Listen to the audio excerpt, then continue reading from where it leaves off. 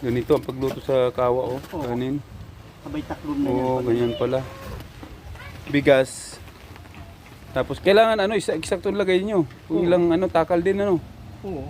Tapos takpan ng dahon saging. Yan ang sabi. Ganun pala yun.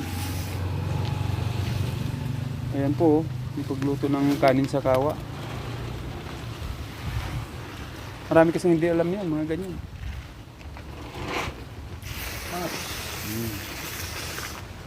Wala na sukat-sukat yan. Ah, Wala na sukat-sukat. yan ang pinakasukat niya. Yan ang pinakasukat niya.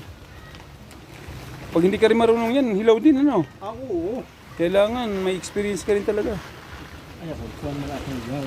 Ano na po kayo? Nagbata na po kayo dyan. Alam niyo. Pag may mga partihan po, kayo kinukuha, no? Ah, Pag may mga partihan, kasalan, ganyan, oo. birthdayhan. Dahil pag hindi marunong ka talaga yan, hindi ka makaluto ng ganyan ay Silawang ka niyan. hilaw yan.